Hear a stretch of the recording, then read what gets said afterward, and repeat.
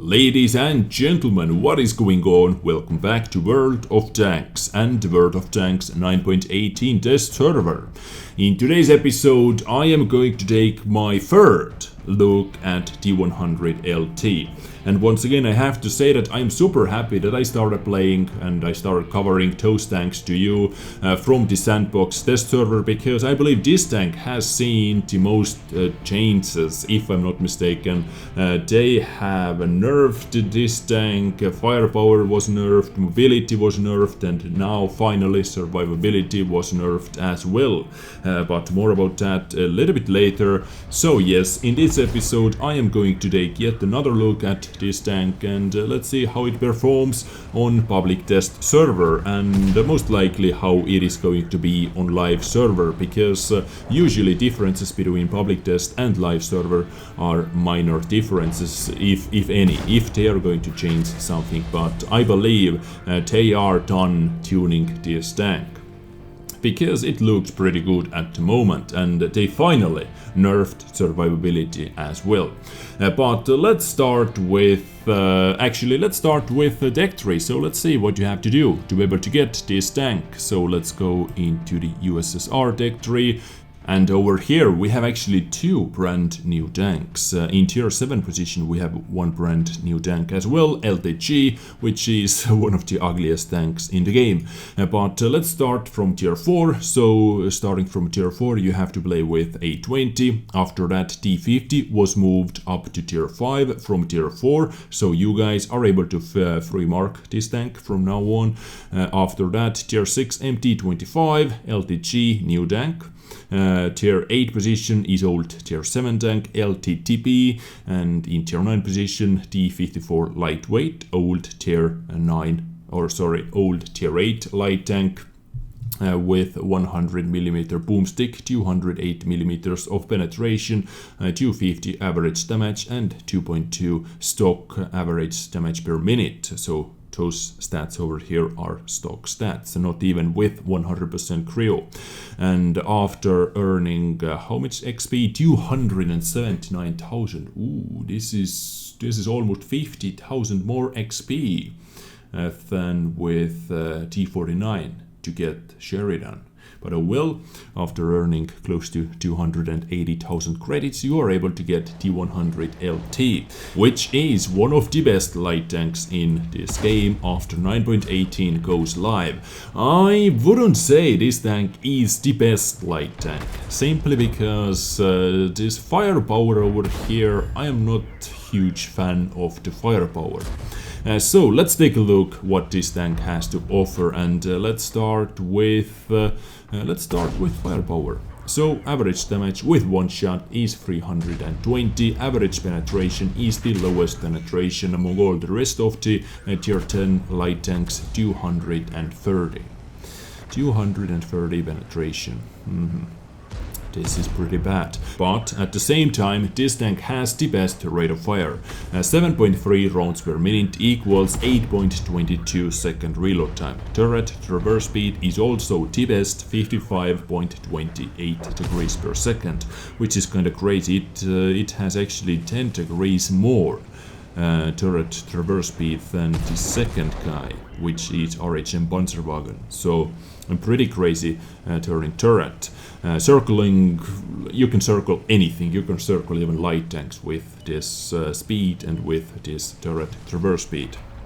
And now gun depression -5 degrees, which is pretty standard for Soviet tanks. 5 degrees gun depression and 15 degrees gun elevation. 15 degrees of gun elevation is kind of meh.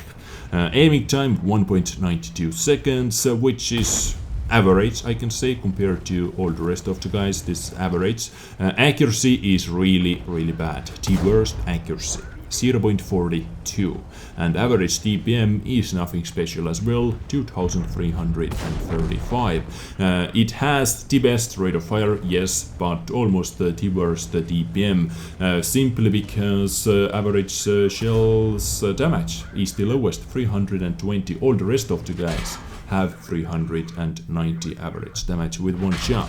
But next up we have Survivability. Hit points remains the same as on Sandbox server, 1500 HP, which is average. Same with WC, more than on AMX 13105 and less than on Panzerwagen and on Sheridan. So in the middle. Now hull armor is where this tank was nerfed from Survivability. It used to have 120mm thick frontal hull armor, but they decided to nerf it down to 100mm. And this is what I kept saying in every single episode about this tank, that this tank has a little bit too much armor for the weight and for the light tank, because weight remains the same, 15 tons heavy tank. And so on 15 tons heavy tank to have 120mm of armor, what is tank made of? Like, I don't know, aluminium? I don't think so. So new hull armor, finally they decided to lower it down to 100mm. Side armor 40 and rear armor 40. Turret armor remains the same, if I remember correctly, 180, 40 and 40. And by the way, it doesn't have the best turret armor, because WZ-132's specialty is strong turret. Next up we have mobility. As I said, this tank is 15 tons heavy tank, which means this tank is the lightest tier 10 light tank. Close AMX 13105 is close with 16 tons, but still 15 tons takes the cake. This tank also has new engine, 720 horsepower engine. I believe it used to have 850 horsepower engine with over 55 horsepower per ton ratio, power to weight ratio, but at the moment it has 720 horsepower engine with 48 HP per ton, which is still the best. The second place goes to the RHM Panzerwagen with 48. But yes, this power to weight ratio needed a little nerf, because it used to have 55, as I said, and you were able to climb up to the Himmelsdorf hill with 56 kph, if I remember correctly. So that was super crazy. Top speed 72 kph, which is one of the best, and reverse speed is actually the best, 25 kph, and stock tank traverse speed is also the best, 58.41 degrees per second. So overall mobility of this tank is, I can say, is superb. Nothing to complain about. Really nothing to complain about. Next up, concealment, and once again I can say that this tank has the best concealment out here at the moment, 19.84% with 100% crew. And finally view range, and this time I can say that this tank has the worst view range among all the rest of the light tanks, 410 meters stock view range. So this is pretty much the only tank where you have to use either coated optics or binoculars, and I suggest using coated optics, of course. So let's take a look at my tank at the moment. I wasn't playing this tank with food this time. I do not know why, I simply didn't feel like it, because it is a Russian tank and it usually gets put on fire pretty damn easily. Well, actually I was put on fire 2 times, if I remember correctly. And one battle was where I was put on fire 2 times in a row with this tank, but simply can be my luck. This is RNG dependent thing. So fully boosted crew, brothers in arms, camo crew and all that, with situational awareness and recon. On this tank once again you need it. So my equipment slots are filled with coated optics, vertical stabs and medium caliber tank on rammer, no food, and my gun stats are as followed: 7.24 second reload time, 1.88 second aim time and 0.41 accuracy, which is yes, this is really bad accuracy, but you can boost it with ventilation or with extra combat ration as food. The average TPM is still pretty bad, 2652, but as you are going to see from the gameplay, it is going to add up if you can be in the right position. And my tank traverse speed after boosting it with whatever you can boost it with is 66.34, which is just mind-blowing. Concealment 39.6% while I am moving around, and view range 485 meters, just so I can spot enemy light tanks a little bit better. This is why I am going over 450 meters. So yes, this is the T-100 LT on paper.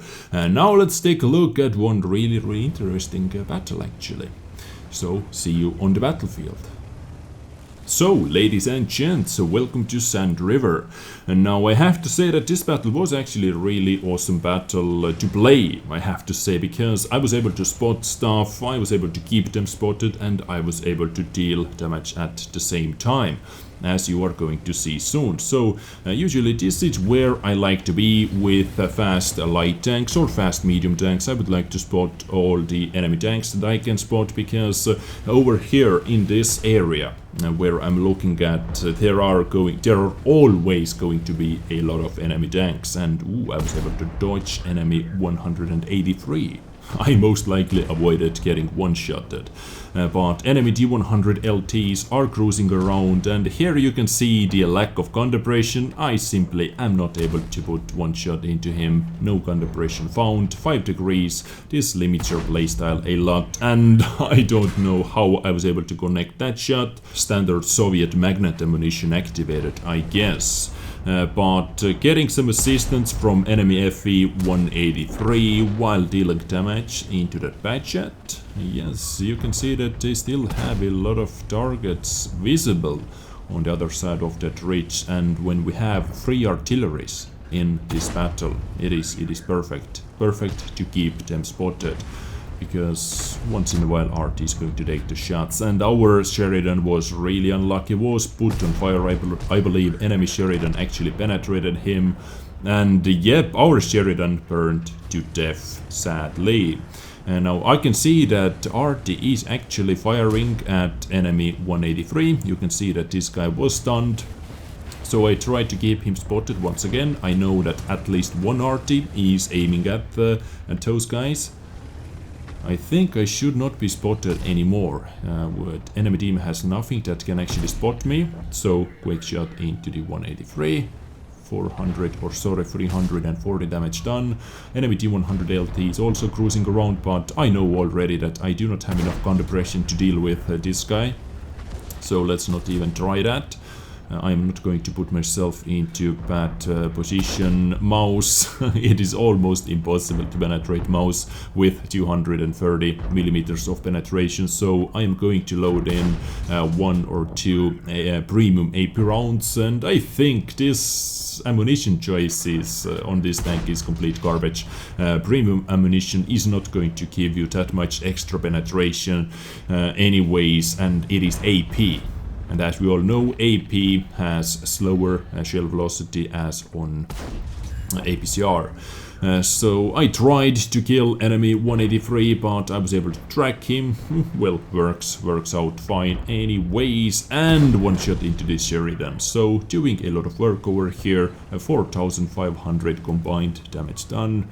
And let's see who is going to be our next victim. Ooh, a lot of enemy tanks are trying to cross the field. Let's try to snipe that light tank, and boom, I was able to do that. Always try to kill low HP tanks, especially when they are from the same tier. Let's lead one shot into the Gorilla 15, and I actually got spotted.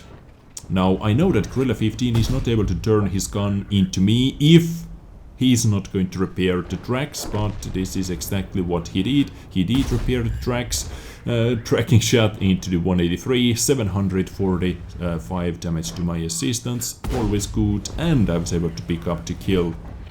A lot of things happening around me, and I can see T-57 heavy, and I am connecting every single shot, and you can see that my commander has Eagle Eye perk activated. I can see what is broken on the T-57 heavy. This guy is cruising around with 2 yellow tracks. Just test server things, because here you're able to test out the stuff that you usually do not do on live server. Am I able to pick up the kill or not? Yep, yes I am. 4,573 damage done and 3,323 damage to my assistants, and I believe this is going to be the game. Yes, a little airtime at the end of the episode. So not too bad, Ace Tanker, Confederate, and I was able to complete Light Tank Mission 6 on test server, which is always nice. So yes, 4.5k damage done, which is by far the most damage done, 4 kills, and number 1 by experience as well. I was able to make 41,000 credits, 4 minutes and 40 seconds. I take it, guys, I take it. But ladies and gents, yep, this is T-100 LT, upcoming tier 10 light tank from Soviet Russia. I can say that this tank is going to be one of the best light tanks, but I don't think this is going to be the best.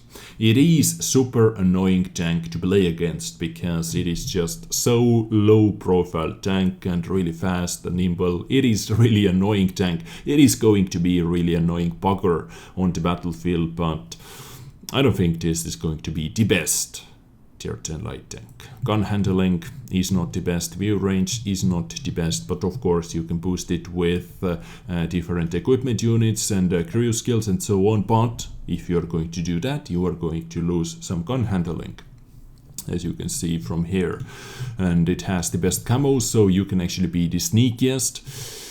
So yeah, you win some, you lose some, and 5 degrees of calibration limits your playstyle, your gameplay a lot, actually. But this was T-100 LT. I hope you enjoyed. If you are still over here, once again, I thank you so much for watching my episode to the end. I thank you for that, and I hope you enjoyed. I get you next time. Take care and bye.